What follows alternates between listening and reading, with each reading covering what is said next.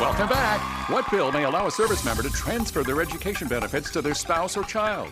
The phone bill? A cable bill.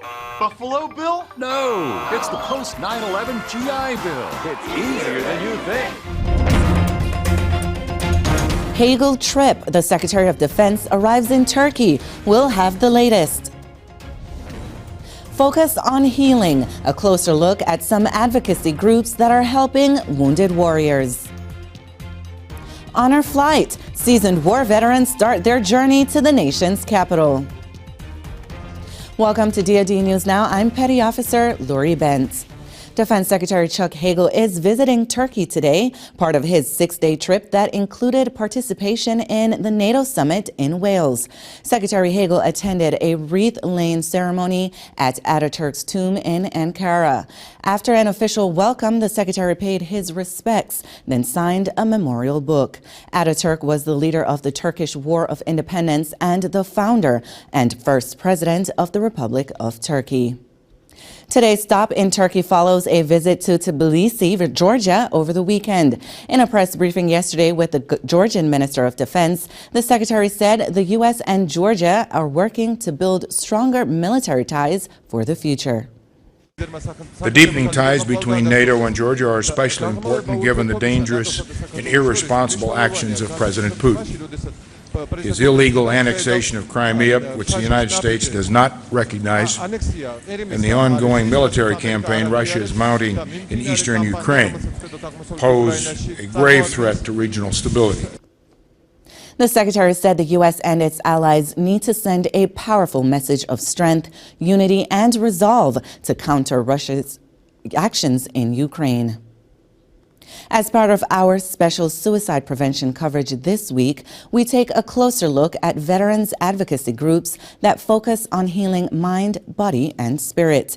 The Washington National Cathedral is partnering with a nonprofit group, We Serve Incorporated, for an upcoming Veterans Day tribute concert and award ceremony. Master Sergeant Lisa Carlson has more.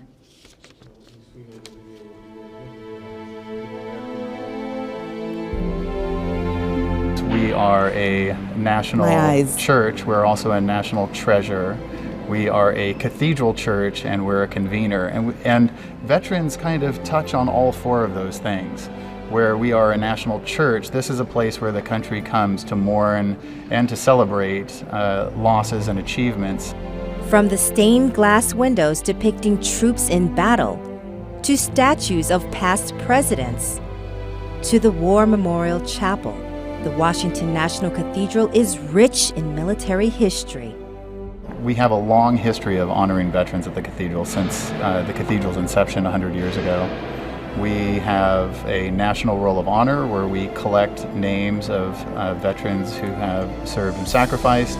This Veterans Day will mark the first time the cathedral has partnered with nonprofit organization We Serve Incorporated to honor programs and people who are working to heal veterans' physical and emotional wounds. Veterans Day is about honoring the folks that have made a service for their country and are dealing with pain and we want as a country to heal them. There's organizations out there that are helping. Who are they? We want to understand how they've healed holistically, body, mind, and spirit. Organizers say the upcoming November tribute will be a combination of concert, celebration, and ceremony, honoring veterans and veteran advocacy groups through the We Serve Awards. With all of the issues that are going on with veteran affairs right now, it's about time for somebody to step up and say, hey, everything doesn't belong to veteran affairs. There's an opportunity for nonprofits to step up and fill in the gaps. And this is where we're really going to acknowledge the ones that are doing the best work. Reporting from Washington, D.C., I'm Master Sergeant Lisa Carlson, DoD News. The We Serve Awards Veterans Day concert celebration will be held at the Washington National Cathedral on Saturday, November 8th at 1900 Eastern. We'll be carrying the concert live right here on DoD News.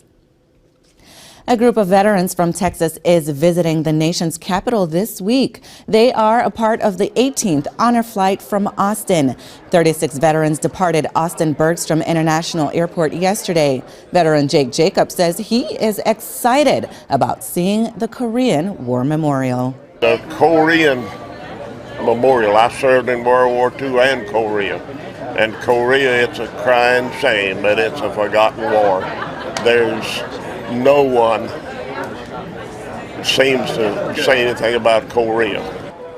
Honor flights allow veterans from wars past the opportunity to visit war memorials in and around Washington, D.C. Be sure to check out the DoD Facebook page for more on Secretary of Defense Chuck Hagel's 6-day trip abroad. Watch for us also on Twitter. I'm Petty Officer Lori Bentz. Keep it right here for the latest in DoD News.